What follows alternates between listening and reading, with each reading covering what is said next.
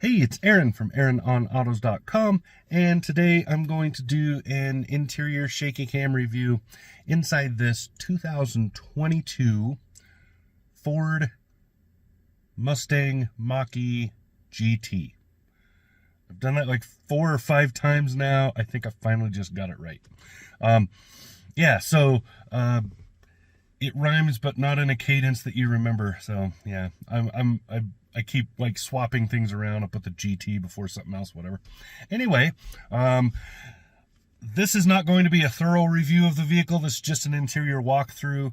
For a full review, I've done a walk around with a lot more detail where I talk a lot about charging and other stuff. I am not going to cover that stuff here. This is just going to be, this is what the interior looks like. That's basically what we're after. So, yeah, my stuff just went off. Anyway, so, yeah, let's just get to it. We'll start in the usual spot down there, and we'll walk around the interior of the Mustang Mach-e. Remember, this is the GT model, so there are some things on here you will not see in the standard model. I'll try to show you a Monroney, but I'm not going to walk through that Monroney. I did that in the other video. So, yeah, there you go. Let's get to it. So starting in our usual spot over here, you have mirrors and whatnots. So you can see up here, this folds mirrors in and then unfolds them. This is the sort of child lock for the back doors and the back windows. This is the mirror adjustment. You choose the mirror here. Then you can see the windows here, so up and down on those. They're all automatic down. Not all of them are automatic up. Depends, I think, on your packaging. Over here, you have the door handle. So you grab the door handle like this, you pull this lever to unlock the door. There's also a cool like push button open on the outside. You'll see that in the exterior video.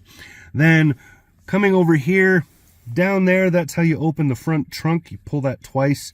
Up here, you've got the, I skipped the memories and locks. They're over here. Then you can see the first of the vents right there. And then right here you see, over here you have your max defrost. Over here you have your lighting control. So you have all of these options right here. These are, you know, off, marker lights, automatic, and hard on. Then you have your dimmer switches that runs basically every screen in the car. There is no gauge cluster, I'll show you that. And then here is traction control, where you can turn it off. So, and back on, of course. And then to the steering wheel. To the steering wheel, Batman. That was really dumb. Yeah, whatever. Anyway, you can see the Mustang symbol in the middle. Over on the left side, we have there's a weird blinky light right there. I didn't realize that there were infrareds inside that. That's kind of cool. Anyway, I'll talk about what that is later. Looking right here on the left side of the steering wheel, this is all cruise control stuff. So you can see this turns it on and off. This sets your distance. This is the whether or not you want the lane keeping stuff on, and then you can see you can set it up or down. You can cancel and or resume right here in the middle, just pushing that. So you push it up and down to do that. You push it in and out to do that. On the right hand side of the steering wheel, oh, there's my finger. On the right-hand side of the steering wheel is mostly infotainment controls. So you can see volume in the middle. That's pretty obvious. OK actually runs stuff that comes up on that screen, little warnings and whatnots. This is the track and or station skip right here. Over here you have voice activation. Voice activation on Sync 3 is actually pretty good. It's a pretty good setup. It's not natural voice, but it's less clunky than a lot of them have been. So these things are improving quickly. This is one of the ones that's improving. Over here you have your telematics. It's actually your phone. It doesn't have anything to do with telematics, but it's a cool word. So yeah, you pick up and hang up and whatnots. You can also, if you don't have a phone connected to the Bluetooth, you can push this button and it will prompt you to do that. And then over here is your washer, wipers, etc. So this right here is, you can run it from either side like that, right? This sets how aggressive it is, then up and down to turn the wipers on and off, and then over here on the end right there, that runs the rear wiper, so you can see what the things are. And then of course you pull it to squirt, you push it to squirt the back glass. Over here you have your signal turns, because that's the order you use them in, up and down for that, back and forth for your brights. That's it for this dongle. Now let's talk about these two things. We'll do this one first. The blinky lights. The blinky lights that may or may not be causing you a headache right now are part of the infrared. There's cameras in here and a couple other things that basically watch you for what you're doing and decide whether or not you are interacting with the vehicle enough. If maybe you need to pull over, it'll tell you. Maybe when you have the, I forget what they call it, the super blue mega cruise, whatever it's called, that drives for you, this will make sure that you're still paying attention and will get really mad if you stop. It took a minute to get it to work. You have to be in just the right situation. So once I got in that situation, then it worked pretty well, because basically what it does is it stays in the center of the lane. It drives at whatever this cruise control setting you have and slows down and speeds up with traffic. But it's finicky. And then, so what I did is once I got it to activate, just as an experiment, I reached over and picked up my phone and held it like this so it looks like I'm playing with it instead of watching the road. And sure enough, the whole system had a cow and made me grab the wheel again. That is a good thing. So there you go. Now, let's get back to what we were doing. So there is that. Now up above that, this screen back here, you can see right now it is showing this because I still have this car plugged in. It won't let you start the car up if you're plugged in the wall. So I can do that and it just shut off, right? And then I turn it back on and it will warn me that it's plugged in and tell me that I can't go anywhere. But anyway, you can see this is what time it is. Here's the charge, whatever. And down here, this pretty much stays the same. You'll see this is where all your warning lights and stuff will come up. And then over here is your gearing. So, you know what I should do? I should just unplug the car. All right, give me a second.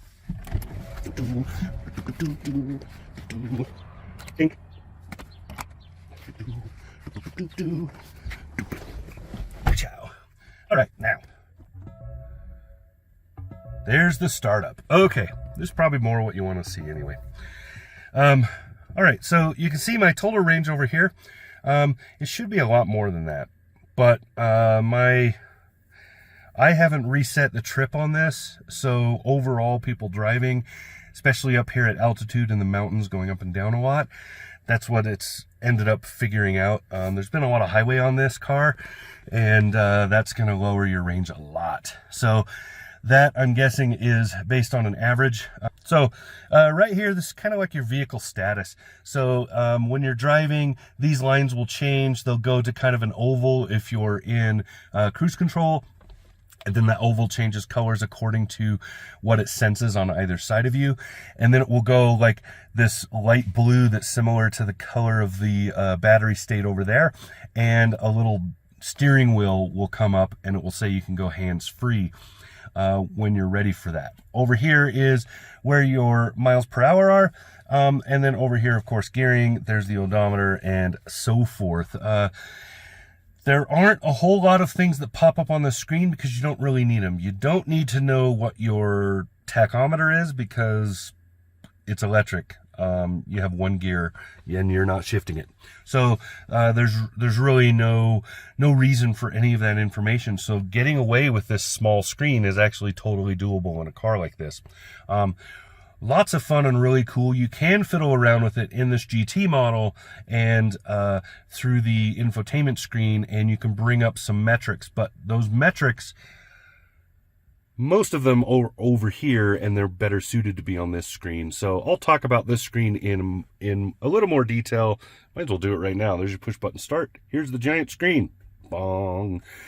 So to get the full picture right here, right?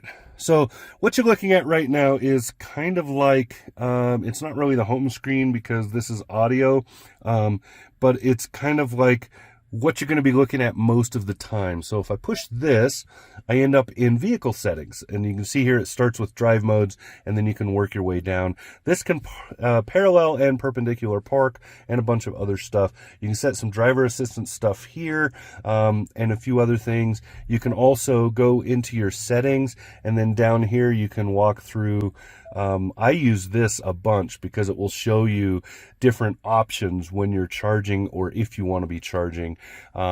Say like delayed charging, so you plug it in but it waits an hour, or it only charges at, say, from 7 p.m. on, something like that. You can do all that in here.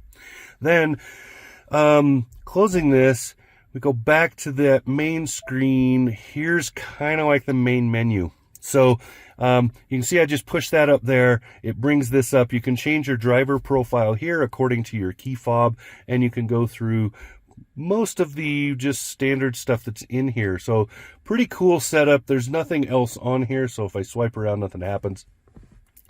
But these menus are really easy to use. So I want to show you, give you an example. So let's say we're on this navigation screen, right?